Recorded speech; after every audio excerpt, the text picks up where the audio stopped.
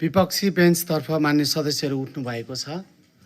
म मान्य सदस्य वर्षमान पुनलाई समय दिन्छु। छोटकरीमा आफ्नो भनाइ राख्नुहोस् र अरू मान्य सदस्यहरू बस्नुहोस्। सभामुख महोदय, समयको लागि धन्यवाद छ।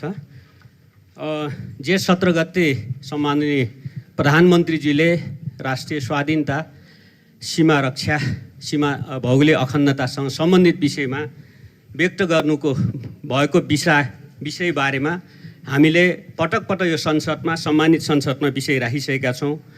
परराष्ट्र मन्त्रीले स्पष्टीकरण दिन कोसिस गर्नुभयो, तैपनि चाहिँ पर्याप्त छैन र प्रधानमन्त्रीले नै त्यसबारे जवाफ दिनुपर्छ, संसदको अभिलेखबाट हट्नुपर्छ भन्ने कुरा हामीले राख्दै आएका छौँ। यसमा चाहिँ सम्माननीय सभामुखजीको रुलिङ होस्, म यो राख्न चाहन्छु। सभामुख महोदय, यसभन्दा पनि जटिल थप विषय आइलागेको छ।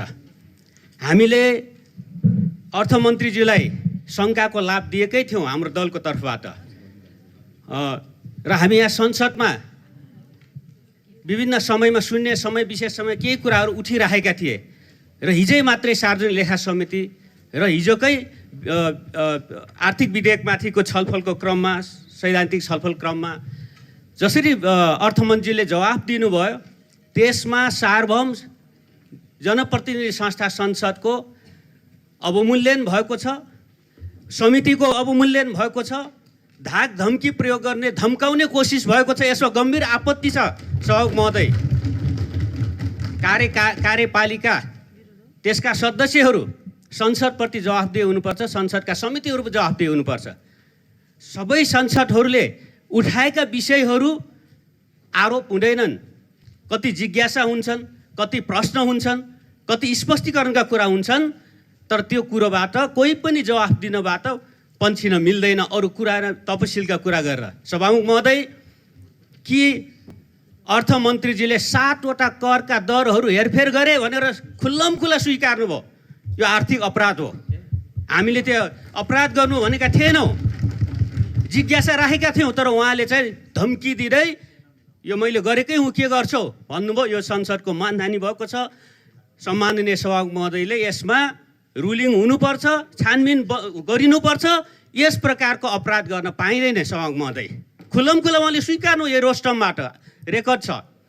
र त्यसको लागि म के पनि भन्न चाहन्छु भने पुरानाले गरे, पोहोर साल चाहिँ 73वटा हेरफेर गरेँ मैले, अहिले जम्मा 7वटा गरेँ भन्नुभयो। 73 होस् या एउटा होस्, अपराध भनेको अपराध हो। सम्मानित सभामुख महोदय, 2 वर्ष अगाडि मैले नै, म पनि पुरानो हुँ, मैले नै बजेट ल्याएको थिएँ। म आजको मात्रै भन्दै छैन। सम्मानित सभामुख महोदय, पुरानो छानबिन होस्, मेरो पालाको 2 वर्ष अगाडिको पनि छानबिन होस्, गत वर्षको पनि होस्, यसपटक पनि छानबिन होस्। म त्यसको लागि तयार छु। र त्यसको लागि अर्को कुरा पनि भन्न चाहन्छु सभामुख महोदय, पुराना कोही सांसद होइन, सबै नयाँ। यसपटक मात्रै प्रतिनिधि सभामा आउनुभएका मान्यज्यूहरूलाई राखेर छानबिन गरौँ, संसदको मर्यादा कायम गरौँ। पुरानो र नयाँ भनेर विषयान्तर गर्न पाइँदैन सभामुख महोदय।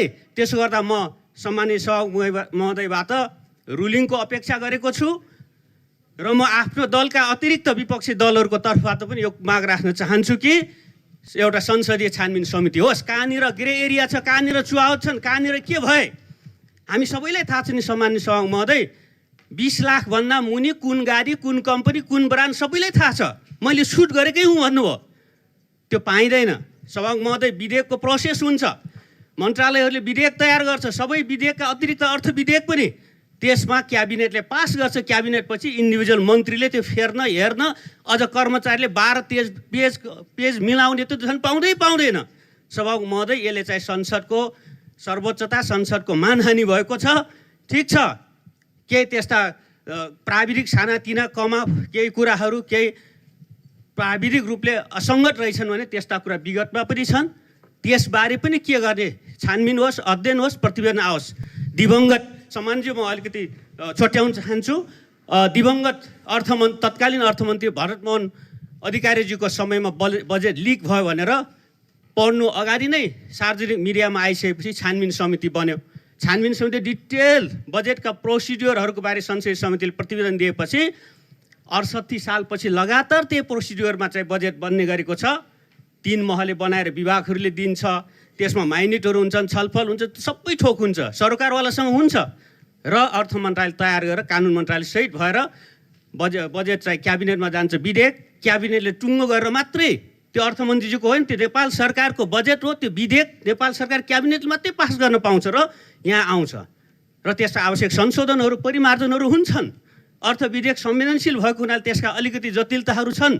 तैपनि सम्मानित सभामुख महोदय, हाउसमा टेबल भइसकेको कुरा, कर्मचारीले चेन्ज गर्ने, पेज घटाउने, अझ झन् करका दर 7-7वटामा खुल्लमखुला हेरफेर गर्ने छुट हुँदैन। सम्मानित सभामुख महोदय छ, सरकारलाई त्यो छ। सरकार जहिले पनि बहुमतमा हुन्छ। त्यसो गर्दा यदि असाध्यै जरुरी चिज छुट्यो भने भोलि क्याबिनेटले हेरफेर गरेर फेरि संसदलाई जानकारी गराउने प्रक्रिया पनि छ सभामुख महोदय। यसको अर्थ केही चलाउनै पाएन, हल्लिनै पाइँदैन, जे लेखियो सिद्धियो भन्ने होइन, तर प्रक्रिया ड्यु प्रोसेस गर्नुपर्छ सम्मानित सभामुख महोदय, हरेक चिज। अनि त्यो कुरा उठाउने मान्यज्यूलाई हिजोको तिम्रा के छन् छानबिन गर्दैछ, फाइल खुल्दैछ, खुलोस् मान्यज्यू, सम्मानज्यू। मेरैदेखि छानबिन होस् भन्दैछु, म अहिलेको होइन। त्यसै सम्मानज्यू, पुराना र नयाँको विषय होइन, विधिको विषय हो, पद्धतिको विषय हो, नैतिकताको विषय र चाहिँ संसदको सर्वोच्च विषय हो।